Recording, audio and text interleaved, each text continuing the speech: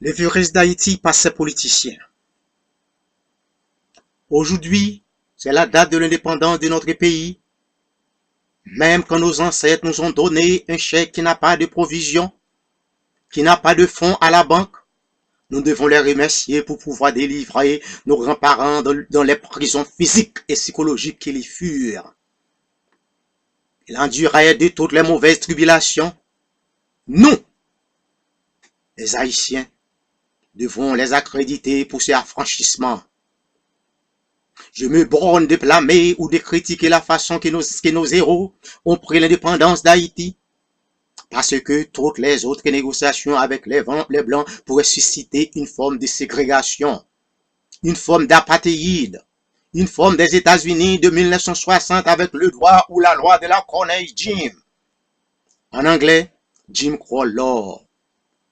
En effet, malgré toutes les erreurs que nos héros ont commises, mais mieux vaut de les avoir à présent que de ces politiciens. Haïti est malade. Il a besoin du traitement. Les virus du civisme et patriotiques sont en train de ruiner le pays. Les Haïtiens parlent du civisme et patriotisme quand ils sont au bord du pouvoir. Mais dans les pouvoirs, ils deviennent les ennemis du pays. Ils se comportent comme des ravageurs, saccageurs. Ils exposent Haïti sur le marché international pour la vendre au plus grand offre. Les politiciens haïtiens ont prostitué le pays. Ils font la honte de tous les Haïtiens, infligent ceux qui vivent à l'extérieur du pays, qui ne sont pas mentalement malades. Les politiciens haïtiens sont en agonie du civisme et du patriotisme. Sinon, ils ne savent pas les devoirs civiques et patriotisme. Ils vantent qu'ils sont des intellectuels et ils peuvent diriger le pays. Ils ignorent que le patriotisme est le dévouement d'un individu envers son pays. Il est brut qu'on a dit à M. Evans Paul que l'on peut lui voter comme ministre s'il accepte d'éviter la caducité, d'empêcher la dissolution de la Chambre des Sénats. Mais cela n'est pas patriotique, c'est de l'opportunisme. Quoique le pays est au bord de l'abîme, les politiciens haïtiens persistent encore à faire des magouilles. Ils n'ont pas des yeux pour voir que si le pays est en agonie. Haïti, quoique plusieurs Haïtiens qui sont malades mentalement considèrent que tout marche bien en Haïti, se trouvent dans une condition pitoyable.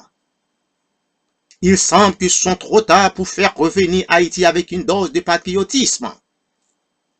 C'est préférable d'essayer une dose de chauvinisme. Le pays est en coma et les politiciens haïtiens sont ces maladies.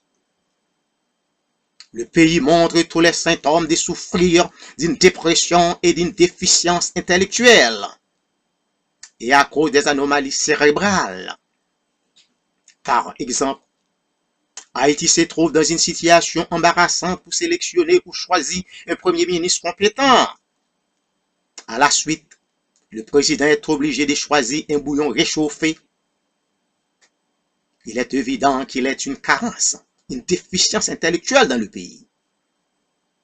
Et c'est la cause des troubles psychiques à notre pays. Les politiciens haïtiens sont des égoïsmes. Ils souffrent de la maladie maniaco-dépressive, laquelle l'empêche d'avoir de la honte. Ils se battent entre eux-mêmes.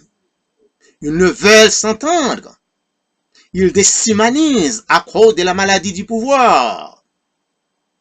Fréquemment, ils ont besoin des États-Unis pour venir les s'apprivoiser. La maladie de notre cher Haïti n'est pas incurable. Ce n'est pas une maladie terminable. Cependant, le pays a besoin d'un traitement extensif. Les politiciens haïtiens qui sont ces virus doivent être isolés. Haïti ne peut pas survivre avec ses politiciens. Et ils ne veulent pas donner une chance au pays. Ils savent bien qu'ils ne vont rien faire pour le pays. Mais ils veulent que le mauvais se parte en parlant du président actuel pour que le plus pire puisse les remplacer. J'ai pitié pour le peuple haïtien. Que l'écran dédictuel le bénisse. Merci.